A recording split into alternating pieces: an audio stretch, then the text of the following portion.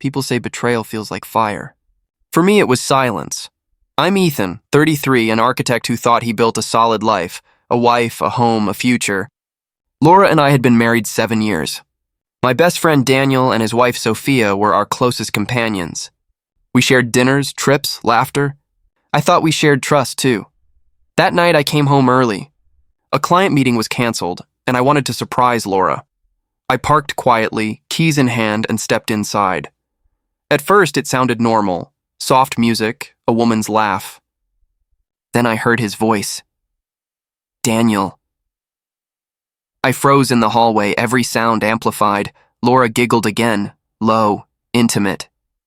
I whispered to myself, no. Not him. My heart started to pound. I took a step forward, then another, until I stood outside the bedroom door, the same door where we'd planned our future. Her voice floated out.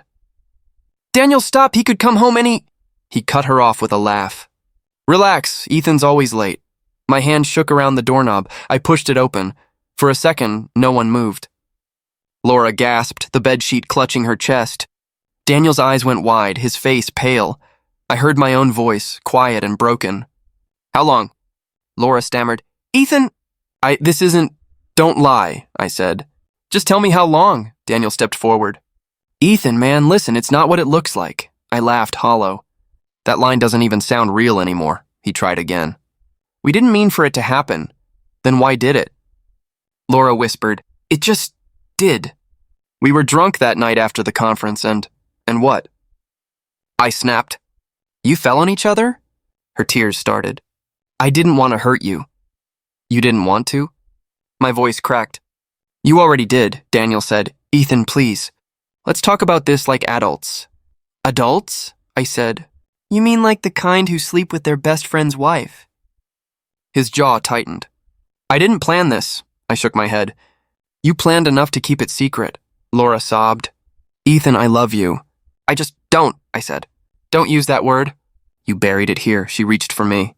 Please, just listen. I stepped back. To what, more lies? Daniel tried to speak, but I cut him off. You were supposed to be my brother. My family. He lowered his gaze. I made a mistake. A mistake is forgetting an anniversary, Daniel, I said. This was a choice. The air was thick, suffocating. I couldn't breathe. Laura's voice broke the silence.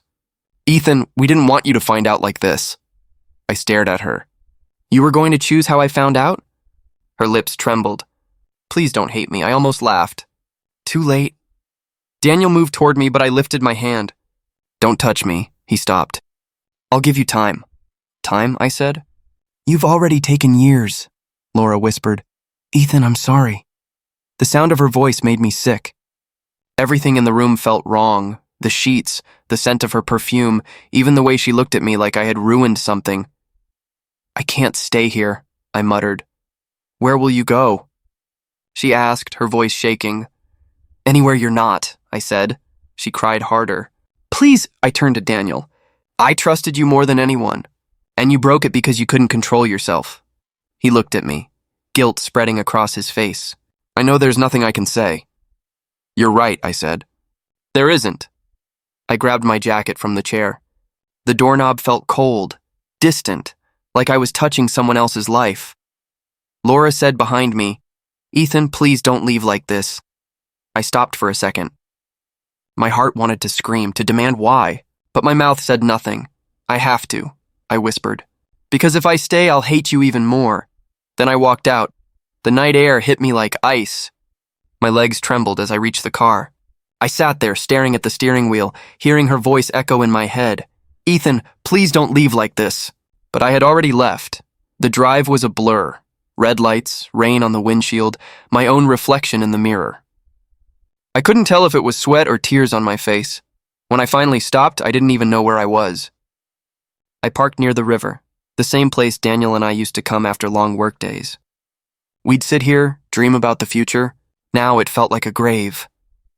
I whispered to the night. She was my world. The wind didn't answer. My phone buzzed, her name flashing across the screen. I turned it over, face down. I didn't want to hear apologies. Not from her. Not from him. The silence pressed harder. For a long time, I just sat there, gripping the wheel, my heart pounding in my ears. The world I built, every plan, every promise, had turned to ash in a single night, and I knew nothing would ever be the same again. The days after it happened felt endless. I didn't sleep, didn't eat, didn't even know what day it was anymore. The house still smelled like her perfume, and every corner screamed her name. Laura moved out 3 days later. She stood in the doorway, suitcase in hand, eyes swollen. She whispered, "We need time apart." I stared at her. "Time apart? You mean you're leaving?" "I just need to think." "About what?" I asked. "Whether he's worth destroying us for?" Her gaze dropped. "Please don't make this harder." I laughed quietly. "It's already hard, Laura. You made sure of that." She didn't answer. She just walked past me, down the hall, out the door. The sound of her car engine faded into silence. I stood there, staring at the space she used to fill. The quiet was heavy, not peaceful, but suffocating. The next few days were a blur. I went to work, but my mind didn't follow. Every line I drew, every plan I sketched, looked hollow. Daniel didn't show up at the office. He sent an email, taking some time off. No apology. No explanation. Just absence. By the 5th night, I found myself sitting in the dark living room, a half-empty bottle of whiskey beside me. That's when the doorbell rang. I opened it to find Sophia standing there. Her eyes were red, her makeup smudged, her voice barely a whisper. I didn't know where else to go. "Come in," I said quietly. She stepped inside, clutching a tissue. "I keep thinking I'll wake up and it'll all be a nightmare." "I tried that," I said. "Doesn't work." She sat on the couch, folding her hands. "He's been sleeping at a hotel." "Said he needs space." "I didn't even fight him." "You shouldn't have to," I muttered. Her voice cracked. "You know, I used to think Daniel was perfect. Strong, confident, loyal. Turns out he was just pretending," I nodded. Same illusion, different angle. We sat there in silence for a moment. The only sound was the rain hitting the window. She finally said, "I saw Laura today." My chest tightened. "Why?" She came by the office. "I think she wanted to talk to him." I let out a bitter laugh. "They don't waste time, do they?" Sophia wiped her eyes. "I thought I knew him. I thought after everything we built together, he'd never do this," I finished. She nodded slowly. "Exactly." I poured us both a drink. She hesitated, then took it. "To the idiots who trusted the wrong people," I said. She raised her glass. "To the ones who survived them." We drank. It burned going down, but not as much as the truth. "Do you ever wonder what we did wrong?" she asked. "Every minute," I said. "But maybe that's the trick, and they make you think it's your fault." Her voice softened. "You're not angry enough," I looked at her. "You think so?" "Yes, you're too calm." "I'm not calm," I said.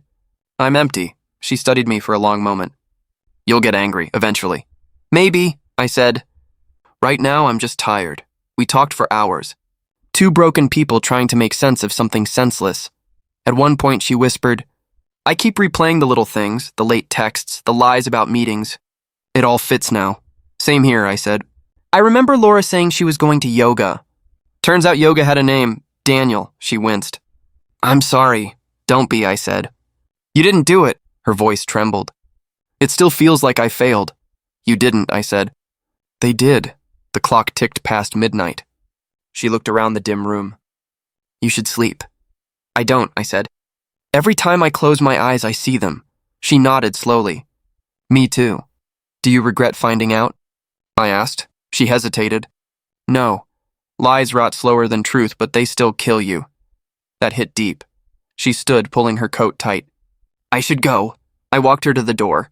"Sophia?" She looked up. "Thanks for coming," I said. "It helps to talk to someone who actually understands." She gave a sad smile.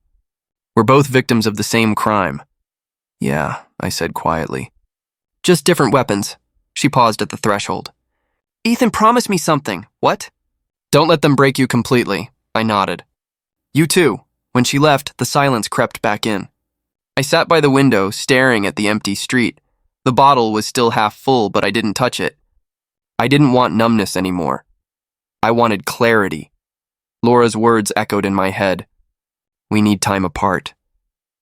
Time apart. To be with him. I clenched my fists until my knuckles turned white. For the first time since it happened, I felt something sharp move inside me, not grief. Not sadness, but anger. Pure, quiet anger. The kind that doesn't shout. The kind that waits. And in that silence, I realized something. Grief fades. Love dies.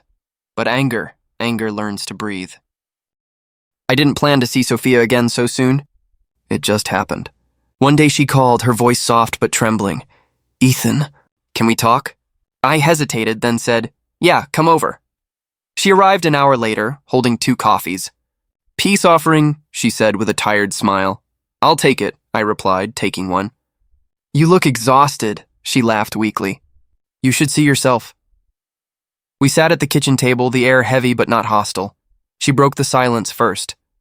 "Do you ever think they planned this? Or it just happened?" "I've stopped trying to understand it," I said. "The more I think, the more it hurts." She nodded. "I keep asking why. Was I not enough? Was I too much? You were married to Daniel. You trusted him. That should have been enough." She looked down.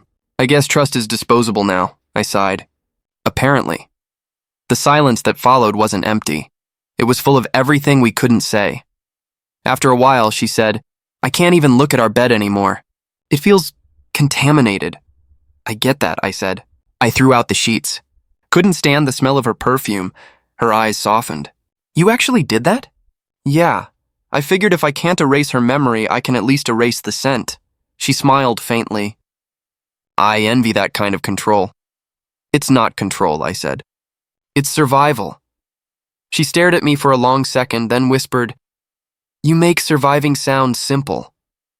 "It's not," I said quietly. "It's just quieter than breaking." She laughed, a fragile sound, like glass about to crack. "You always talk like that?" "Like what?" "Like every sentence is holding back a scream." "Maybe it is." She looked at me then, really looked. And something shifted. Not pity, not curiosity. Just understanding. We talked for hours that night. About them, about us. About the small, invisible bruises love leaves behind. She told me, "Daniel used to say I overthink everything. That I make problems where there aren't any." I said, "Laura used to call me cold. Said I cared more about buildings than her." She frowned. Funny how they both turned to each other instead of fixing us. "Guess they found comfort in the same lies. Do you hate them?" She asked. "I don't know," I said. "Some days I do. Some days I just feel..." "Nothing," she nodded. "I'm somewhere in between anger and emptiness." "That's where I live now," I said. We sat there until the coffee went cold. She leaned back, eyes red. "I can't cry anymore," she murmured. "You don't have to," I said. "You've already bled enough." She looked at me, a small tear escaping despite her words. "And you? Have you bled enough?" "I'm still leaking," I said. "Just slower now." Her lips twitched, half a smile, half a wound. The next time we met, it was raining again. She came with takeout, laughing as she shook water from her hair. "I'm not staying long," she said. "You always say that," I teased. "And I never mean it," she replied. We ate quietly, listening to the rain hit the window. She spoke first. "I talked to Daniel yesterday." My chest tightened. "Why?" "He wanted to pick up some things. I didn't let him in." "Good," I said. "He said I was being childish. That he made a mistake," I scoffed. "A mistake is forgetting an anniversary, not destroying a marriage." She nodded slowly. "You're right, but a part of me still wanted to believe him." "I get that too well," I said. "I'd take Laura back in a heartbeat if I didn't know better." "Would you really?" I paused. "No," I said finally. "But I wish I could want to." Her voice softened. "You're too honest for your own good. Maybe honesty's all I have left." She reached across the table, fingers brushing mine. "That's more than most." For a moment, neither of us moved. The touch was small, accidental, but it burned. I didn't pull away. Neither did she. She whispered, "Do you ever think maybe we're just trying to fix ourselves through each other?" "Probably," I said. "But maybe that's okay." Her hand trembled slightly. "Ethan? Yeah?" "I'm scared," she said. "Not of you, of what this could mean." I met her eyes. "Me too." She blinked and a tear slipped down her cheek. Instinctively, I reached out and wiped it away. She didn't move. Neither did I. The space between us felt fragile, like one breath could shatter it. She whispered, "Why does it feel like this hurts less when I'm with you?" "Because we understand each other's pain," I said. "We speak the same language now." Her voice shook. "What language is that?" "Loss," I said. For a second, I thought she'd kiss me. Her lips parted slightly, her breath shallow. I felt her warmth so close I could taste the ache between us, but she pulled back, shaking her head. "We can't. I know. It wouldn't be right. I know that too." We sat in silence. The rain softened outside, she said quietly. "Still, it almost felt right." I nodded, my voice barely above a whisper. "Almost." She gathered her things, her hands trembling. "I should go." I followed her to the door. She hesitated before stepping out. "Ethan," she said, "whatever this is, it's not nothing." "I know," I replied. "That's what scares me." She smiled faintly, tired, beautiful, broken. "Good night." When she left, the house didn't feel as empty as before, but the silence was different now. Not hollow, heavy. Something had changed between us, something fragile, something dangerous, and as I lay awake that night, I realized pain wasn't just destroying me anymore. It was rewriting me. It started with a picture, Laura and Daniel, smiling at some rooftop restaurant, wine glasses raised like trophies. The caption read, "New beginnings." Something inside me cracked. Not loudly, just a quiet, precise break that changed everything. I stared at the screen, whispering, "So that's how easily you both sleep at night." I didn't throw my phone. I didn't scream. I just sat there, my heart numb, my pulse steady. For the first time, I didn't feel pain. I felt purpose. Later that evening, Sophia called. "You've seen it, haven't you?" "Yeah," her voice trembled. "They look happy." "They look rehearsed," I said flatly. "Like actors in a bad movie," she sighed. "It still hurts." "Good," I said. "Let it. Pain reminds us we're still alive." "Ethan," she said softly, "you sound different." "I am different." The next day, I showed up at her apartment with coffee. She opened the door, her hair messy, her eyes tired. "I didn't expect you." "I know, but I figured you shouldn't be alone today." She stepped aside.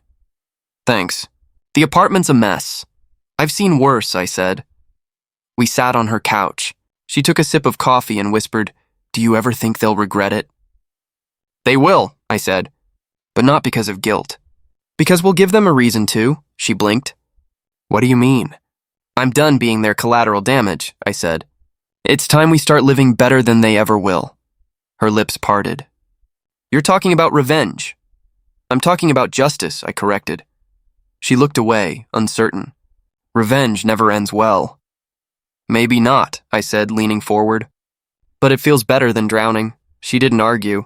She just stared at me like she was seeing someone new. A week later, I convinced her to go out. "You need to stop hiding," I told her. "Let the world see what he threw away." "I don't have the energy," she said. "Then borrow mine," I said. For now, we went to a quiet restaurant by the river. She wore a soft blue dress, simple but radiant. When she walked in, heads turned. "You look..." I hesitated. "What?" "Alive again," she smiled faintly. "That's because I'm trying." Over dinner, we talked about everything except them. For the first time, I saw her laugh, a real, unguarded laugh that reached her eyes. I couldn't help but smile. "That's the sound of Daniel's worst nightmare," she blushed. "Stop. I'm serious," I said. "You're becoming stronger. He's going to notice." "And what happens then?" I leaned back. "Then we let him choke on it." A few days later, Sophia texted me. "He called." I replied, "What did he want?" Her next message made me grin.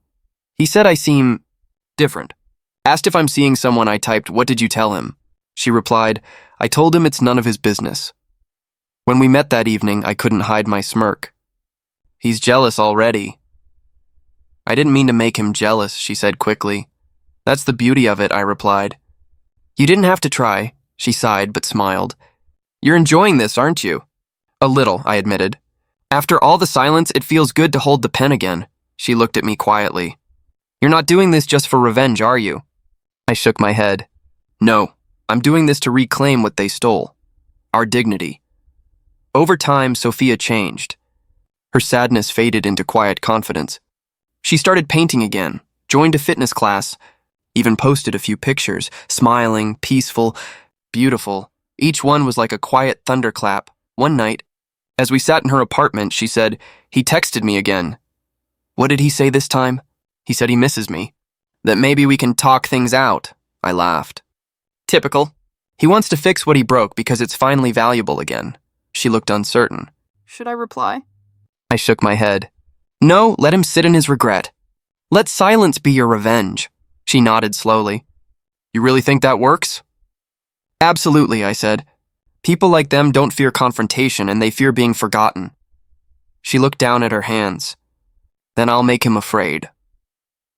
For a moment, the air between us shifted, sharp, alive, electric. You're stronger than you realize, I said. She smiled. Maybe because someone reminded me I still matter. I looked at her and said quietly, You always did. He just didn't see it. Her gaze lingered on mine. And Laura didn't see you. I shrugged. Her loss. Silence filled the room, warm this time. Then she whispered, You really mean this? Rebuilding me, not just pretending? Yes, I said. Because when you rise, it burns them both. Her lips curved in a small, fierce smile. Then let's make them watch. The following weekend, we went to an art event, one Daniel used to attend for networking. I didn't plan it, but fate has a cruel sense of humor. We walked in together, confident, composed. Heads turned. And then, there they were. Daniel and Laura standing near the gallery's entrance. Laura froze when she saw me. Daniel's smile faltered when he saw Sophia. Sophia whispered, Should we leave? I said calmly, No, let them. Laura's eyes darted between us. Ethan, you look different. Freedom looks good on people, I said evenly. Daniel spoke next. Sophia, you look— Don't, she cut him off. You don't get to finish that sentence. His jaw tightened. I almost pitied him. Almost? Laura forced a smile. We didn't expect— neither did we, I said, cutting her off this time. But here we are. Sophia slipped her arm through mine. It wasn't planned, but it felt right. We walked past them without another word. Outside, she exhaled shakily. That felt— incredible. It was the first step, I said. Revenge doesn't always need fire. Sometimes it just needs silence and a little grace. She looked at me, eyes shining. So what now? Now, I said, we keep living better. That's the slowest, sweetest revenge there is. She smiled, whispering, Then let's live. And for the first time since my world collapsed, I actually meant it. It started with a message I didn't expect. Daniel. Hey, man. Been a while. Maybe we should talk. No bad blood. I stared at the screen for a full minute before replying. Me. Sure. When? He answered within seconds. Tomorrow night. I'm hosting a party. Laura will be there too. Of course she would. When I told Sophia, she frowned. You're not actually going, are you? I am, I said. He wants to pretend everything's fine. Let's give him the show he's asking for. She looked unsure. Ethan, that's dangerous. They thrive on control. I'm not walking into their world, I said. I'm walking through it. Sophia exhaled slowly. Then I'm coming with you. Are you sure? Her eyes held mine. You didn't face your ghosts alone. I won't either. I nodded. Then we go together. The next evening, I watched her step out of the car. She wore a deep crimson dress, simple but striking. Confidence radiated off her. I smiled. You're going to ruin their night just by existing. She blushed slightly. That's not the plan. It's a nice bonus, though, I said. When we entered Daniel's house, the music, laughter, and chatter hit me like static. Fake energy, empty noise. I recognized the same walls where I'd spent years laughing beside him, trusting him. Now the air itself felt contaminated. Daniel spotted me across the room. His smile froze halfway. Ethan, you made it! I smiled politely. Wouldn't miss it. Laura stood beside him. Her once bright eyes flickered. Panic, regret, maybe guilt. Her voice wavered. Hi, Ethan. Laura. She looked away. Daniel cleared his throat. Sophia, you look amazing. Thank you, Sophia said evenly. You look tired. Daniel's smile twitched. Work's been hectic. Or maybe guilt weighs more than paperwork, I muttered. He ignored it. Come, have a drink. Let's start fresh. I prefer things unpolished, I said. They show the truth better. He laughed nervously. Still sharp as ever. Sophia tugged lightly on my sleeve. Ethan, she whispered. Stay calm. I am calm, I said. That's what scares them. We moved through the room like shadows. People whispered. I caught fragments. Isn't that his ex? That's Daniel's wife with him, right? Awkward. Every murmur felt like justice. At the bar, Laura approached me. Her voice was low. You look different. I stopped bleeding, I said simply. She swallowed. I didn't mean for things to what? I cut in. To destroy everything? Her lips trembled. I made mistakes. No, I said. You made choices. She blinked hard. Are you happy now? With her? I smiled faintly. Happiness isn't the word. Peace is, and peace is louder than guilt. Before she could reply, Sophia appeared beside me. Her tone was soft but firm. Laura, you look tired. Laura glanced between us, her face pale. You two look close. Sophia met her gaze. Pain does that. It builds stronger bridges than love ever could. Laura turned away without another word. Later, Daniel cornered me near the balcony. You really think bringing her here was necessary? I didn't bring her, I said. She chose to walk in. He clenched his jaw. You're trying to humiliate us. No, I said. You did that yourselves. I'm just letting the truth breathe. He exhaled sharply. Look, I made mistakes, but I still value our friendship. I laughed quietly. Friendship doesn't survive betrayal. It drowns in it. He tried to sound calm. You've changed. Thank you, I said. So have you, though not for the better. His voice dropped. Sophia's been acting strange lately. Is that your doing? Strange? I asked. You mean confident? Alive? He stepped closer.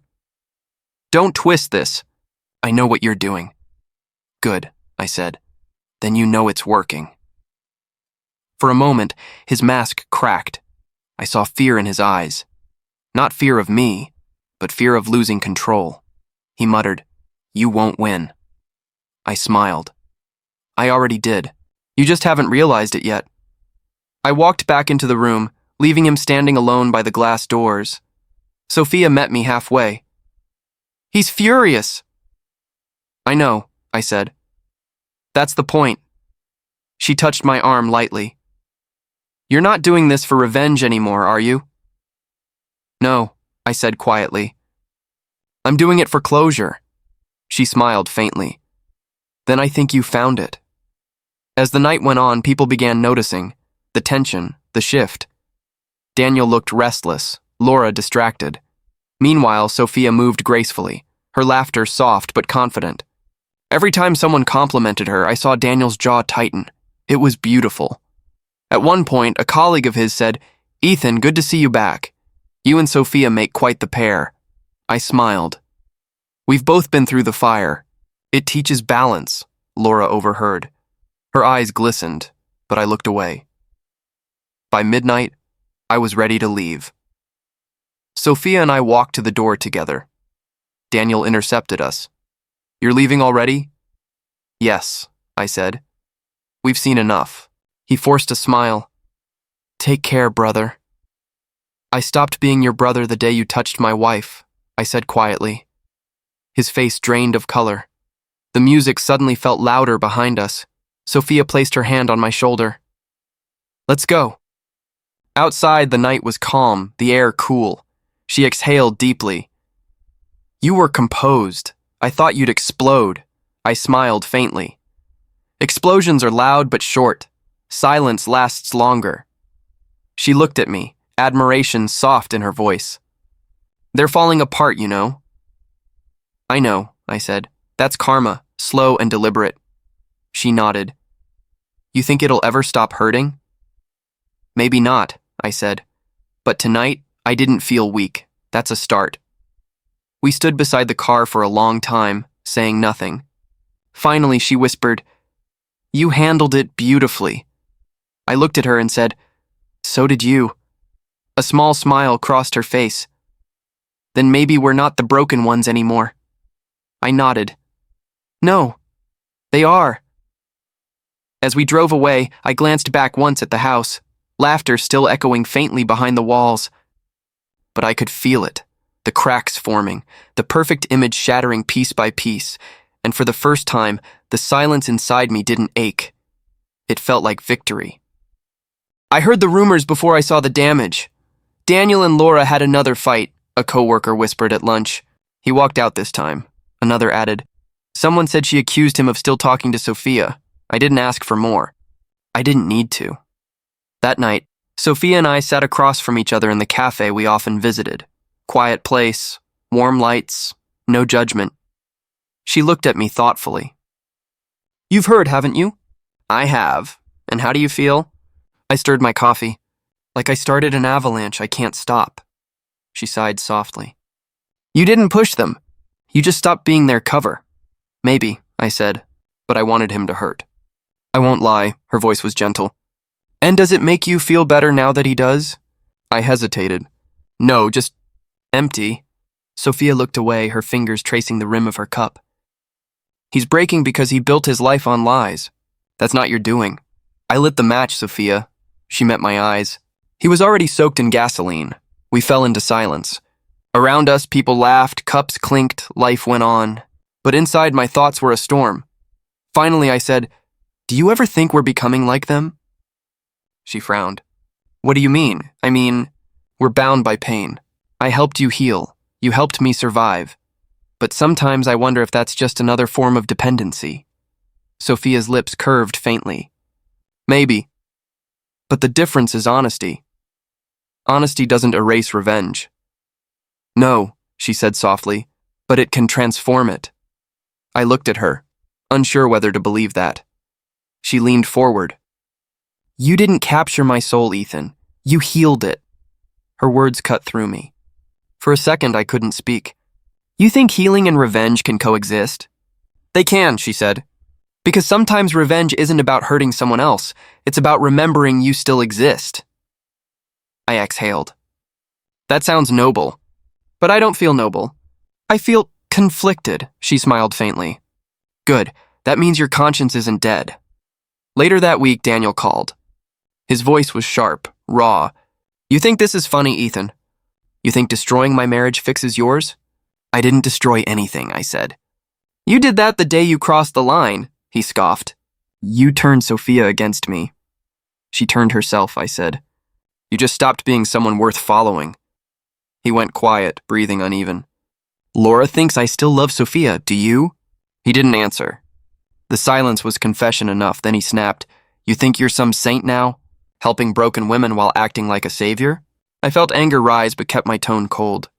I'm not a savior, Daniel. Just a man learning not to be you. He hung up. I sat there for a while, staring at the empty call screen. The thrill of revenge had long faded. What remained was the ache of self-awareness. That night, I met Sophia again. She noticed the heaviness in my expression. He called, didn't he? I nodded. He's unraveling. And you? Worse, because I don't know if I should feel relief or guilt. She leaned closer. You can feel both.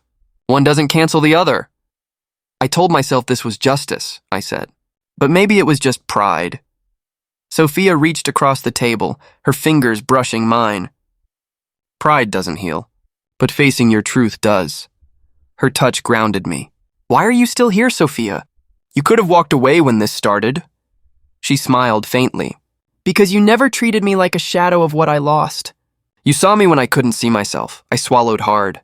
You think I'm still capable of being good? Yes, she said. Because you're questioning it. We sat quietly for a long moment, the air heavy but not suffocating. I whispered, Daniel and Laura's love was built on performance. Ours, whatever this is built on scars. And scars, she said. Mean healing happened. The simplicity of her words hit me harder than any argument could. I leaned back, whispering, sometimes I hate that I understand them. The jealousy, the fear, the need to control. You understand them because you were human with them, she said. You're healing because you stopped being. Her words lingered, delicate yet fierce. A few days later, I saw a post online, Daniel alone at a bar, eyes glazed, glass in hand. Laura had deleted their pictures. The world that once envied them now whispered pity. I didn't comment, didn't share, didn't smile. I just stared at the screen, feeling nothing. Sophia texted, "Don't look back too long. The past has a way of pulling you in." I replied, "I'm learning." That evening, we walked by the river. The sunset glowed on the surface, warm and alive. She said quietly, "You look lighter." Maybe I finally let go. Of them? No, I said. Of the part of me that needed them to hurt. Sophia smiled, eyes soft. Then maybe your revenge was never about destruction.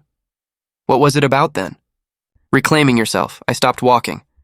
Do you really think I deserve that kind of peace?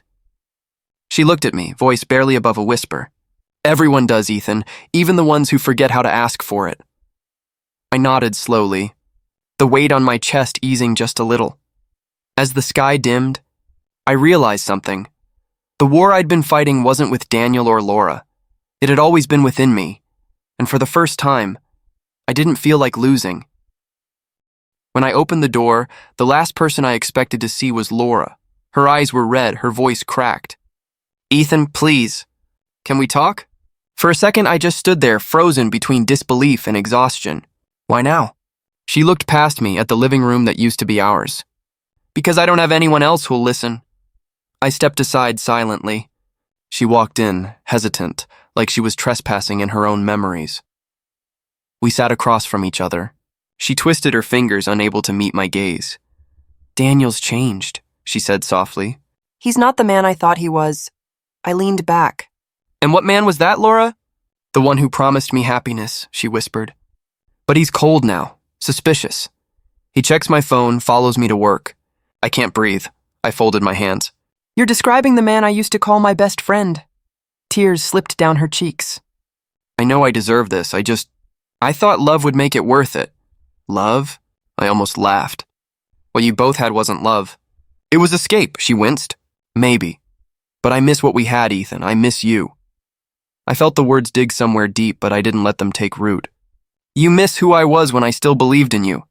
She finally looked up. "Can't we start over?" I stared at her. The woman I once would have given my life for, now a stranger asking for the version of me that died because of her. "No," I said quietly. "We can't." Her lips trembled. "Why not?" "You've forgiven worse things from people who mattered less." "Because forgiveness isn't the same as return," I said. "You lost me the day you chose him," she flinched. "I didn't mean to fall for him." I nodded. "That's the thing about falling. You don't plan it, you just stop caring where you land." Silence filled the room. She wiped her tears, stood shakily, and whispered, "I hope one day you find peace." "I already did," I said, "and it didn't come from revenge or you." She gave a faint, broken smile. "Sophia?" "She helped me remember I'm still human," I said. Laura's shoulders slumped. "Then I'm glad someone did." When she left, I didn't follow. I just watched her disappear down the hall, a shadow fading out of a story that no longer belonged to me. Later that night, Sophia called. "Are you okay?" She asked. "Laura came by," I said. A pause. "What did she want?" "Forgiveness. Or maybe a time machine." Sophia exhaled softly. "Did you give it to her?" "I gave her honesty," I said. "That's kinder than pretending." There was quiet on the line for a moment. Then she said, "You sound lighter." "I think I am," I admitted. "But part of me still wonders, could I have saved her?" Sophia's tone softened. "You can't save someone who chooses their own fire." "I used to think revenge would fix me," I said. "Now I realize I just wanted control." "And did you find it?" "No," I said. "I found acceptance." She smiled through the phone. I could hear it. "That's rarer than revenge," I chuckled weakly. You always sound wiser at night. Maybe it's just that I've finally stopped needing to win, she said. That's what peace feels like. Her words stayed with me. We met the next evening at the park. The air was cool, the lamps dim. We walked slowly, our shoulders brushing but not clinging. She glanced at me. Do you regret any of it? I regret not seeing the signs sooner, I said. But not what came after. Even the revenge? It wasn't really revenge, was it? I said. It was two broken people teaching each other how to breathe again. Sophia smiled faintly. You always make it sound deeper than it is. Maybe it is deep, I said. We climbed out of the same pit. She stopped walking. And now? Now, I said, looking ahead, we walk separate paths. Maybe that's what healing looks like. Her eyes softened. You don't want to see where this could go? I do, I said honestly. But I also know healing can't turn into another cage. She nodded. Then promise me something. What? Don't let bitterness trick you into thinking peace is weakness. I smiled. Only if you promise not to carry his guilt anymore. She took a slow breath. Deal. We stood there, the city lights flickering in the distance. I could feel the weight of the past lifting, not gone, but gentler now. Sophia whispered, You know what I envy most about you? What? The way you can forgive without forgetting. I had to, I said. Forgetting would mean losing the lesson, she smiled. Then you've really changed. I had to, I replied. Otherwise, they'd still own me. The night breeze brushed against us, cool and clean. I looked at her, not as someone to fill the void, but as someone who helped me see it for what it was. Thank you, Sophia, I said quietly. For walking through the worst parts of me. She smiled sadly. You walked through mine too. When she left, I stayed by the river, watching the reflection of city lights tremble across the water. For the first time in a long while, I didn't feel broken, just human. I whispered into the dark. I forgive you, Laura. I forgive you, Daniel. The words didn't burn this time. They just drifted away, and with them so did the last trace of who I used to be. It had been 6 months since everything fell apart. 6 months since Laura walked out of my life with Daniel, and 6 months since I decided not to chase the ghosts that ruined me. Now I watch from a distance, not with anger, but with quiet disbelief at how karma works. Did you hear about Daniel's company? Mark asked one morning as he placed a cup of coffee on my desk. I looked up from the sketches I was working on. No, what happened? He hesitated. They found out he was forging contracts. Mr. Carter exposed him. The whole firm's under investigation. For a moment, I said nothing. My pencil rolled off the table and hit the floor. So, it finally caught up to him. Mark nodded slowly. Guess karma doesn't need a reminder, I smiled faintly. No, it doesn't. Inside, I felt no satisfaction, just a strange calmness. The man who once mocked my silence was now being silenced by his own lies. A few days later, I saw Laura. She stood outside my office building, waiting like someone who had rehearsed her regret. Her hair was messy, her eyes hollow. Ethan, she whispered when I approached. Can we talk? I almost didn't recognize her voice. You look tired, I said quietly. She gave a bitter laugh. You could say that. Daniel lost everything. The contracts, the money, even his sanity. He drinks now, blames everyone but himself. I left him. I stayed quiet, letting her words hang in the air. She looked at me with trembling lips. I made a mistake, Ethan. I thought I was chasing love, but all I found was guilt. I missed the man who looked at me like I was enough. I felt the old pain stir, but it didn't burn anymore. It just existed. You're not the same woman I married, Laura, and I'm not the same man who would have forgiven you. Her eyes filled with tears. So that's it? No second chance? I shook my head gently. You lost me the day you chose him. I just didn't realize it until now. She wiped her eyes and whispered, You always were the better man. Then she turned and walked away, her silhouette fading into the gray rain. When she disappeared, I exhaled, not in pain, but in peace. That evening, Sophia called. Her voice carried that calm steadiness I'd grown to depend on. Laura came to see you, didn't she? She asked. How do you know? Because she came to see me first, Sophia said softly. She wanted to apologize for everything. I leaned back on the couch. Did you forgive her? Yes, she said. Not for her sake. For mine, I smiled faintly. Then I guess we're both learning. She sighed on the other end. Daniel called me last week. He wanted me back. What did you say? That I don't return to places that broke me, she replied. He said he misses who I was. I told him she doesn't exist anymore. I chuckled quietly. You've changed, Sophia. So have you, she said. Do you ever think about what we went through? How revenge felt so important? Every day, I admitted. And every day I'm more grateful I didn't lose myself chasing payback. There was silence for a moment. Then she said, You didn't capture my soul, Ethan. You helped me find it again. Her words hit me harder than I expected. And you helped me remember I had one. The line stayed quiet, but it wasn't awkward. It was peaceful. A few weeks later, I met Sophia for coffee. We sat outside the small cafe near the park, the same place we used to meet when our wounds were still fresh. The air was soft, filled with the scent of rain and earth. Do you ever miss him? I asked quietly. Sophia stared at her cup. Sometimes. Not the man he became, but the one I thought he was. What about you? Sometimes, I said. Not her, but the version of me who believed in her. She smiled. That's honesty. I like that. We watched the sunset melt into shades of gold and violet. The silence between us felt different now, not born of sadness, but peace. Do you think karma is fair? I asked after a while. She tilted her head. Maybe not fair, but it's precise. It doesn't hurry, it just waits. I looked at her and nodded.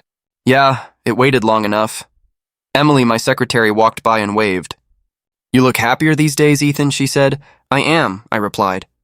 Finally, Sophia chuckled softly. You sound like someone who found the ending to his story. Maybe I did, I said. But not the kind I expected. No revenge. No victory speech, just peace. She looked out at the fading light. Peace is the hardest victory, I smiled. Then I guess we both won. Later that night, I sat alone on my balcony, watching the city lights flicker like 1,000 memories I no longer needed. My phone buzzed, a message from Mark. Daniel resigned.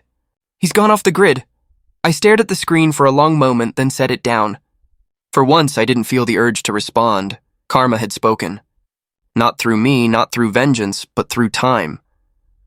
Sophia's words echoed in my mind. You didn't capture my soul, Ethan. You healed it. Maybe she was wrong. Maybe we healed each other. I took a slow breath, letting the night air fill my lungs. The pain, the anger, the emptiness, all of it had become something softer, something that no longer controlled me.